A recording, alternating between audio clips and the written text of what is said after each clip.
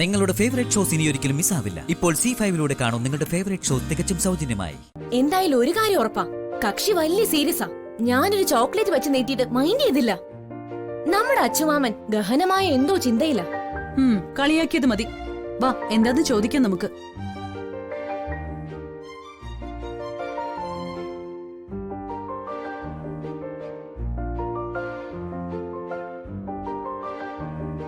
അച്ചൂട്ടാ, എന്തു പറ്റി നിനക്ക്? എന്താ നീ ഇങ്ങനെ പിണങ്ങി വന്ന് ഒറ്റയ്ക്കിരിക്കുന്നത്? എന്റെ അച്ഛൻ എവിടെയുള്ളത്? അമ്മ പറ, ആരാ എന്റെ അച്ഛൻ? എവിടെ എന്റെ അച്ഛൻ ഇപ്പോ ഉള്ളത്?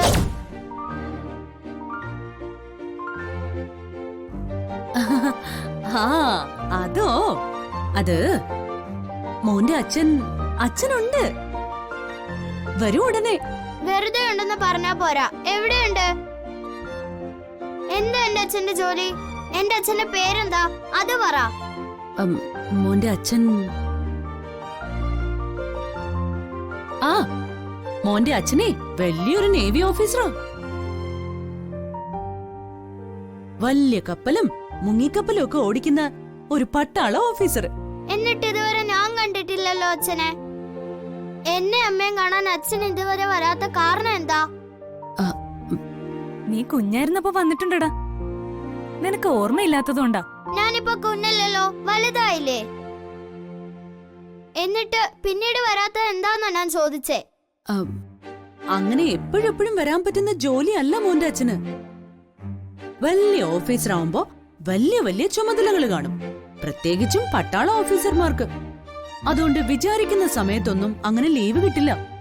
അതാണ് കണ്ണപ്പനെ കാണാൻ എപ്പോഴെപ്പോഴും ആള് വരാത്തത്. ശരി, ആയിക്കോട്ടെ.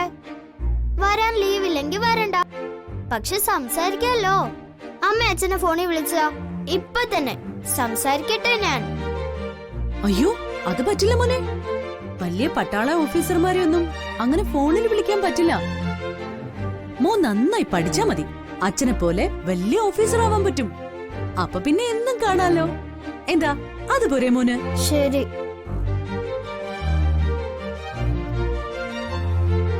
ഞാൻ വലിയ പരീക്ഷയൊക്കെ പാസ്സായി വലിയൊരു പട്ടാള ഓഫീസറാവും, നോക്കിക്കോ. എന്നിട്ട് വേണം ടിഷു ടിഷു ടിഷു ടിഷു ടിഷു ശത്രുക്കളെയൊക്കെ വെടിവെച്ച് തോൽപ്പിക്കാൻ. അത് തന്നെ, അങ്ങനെ വേണം ആൺകുട്ടികള്. ഇനി അച്ചൂട്ടൻ വാ, നമുക്ക് അത്താഴം കഴിക്കാം. ടിഷു ടിഷു ടിഷു ടിഷു ടിഷു ടിഷു.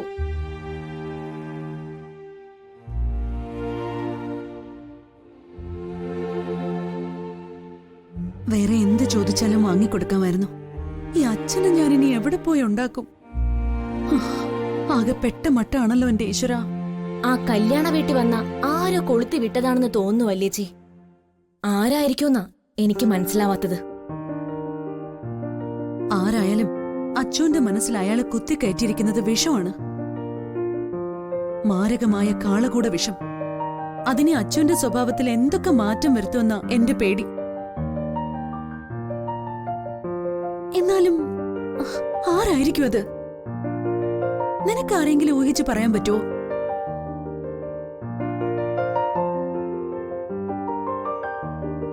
ഡൗൺലോഡ് ചെയ്യൂ C5 ആപ്പ്. കാണൂ എല്ലാ എപ്പിസോഡുകളും സൗജന്യമായി.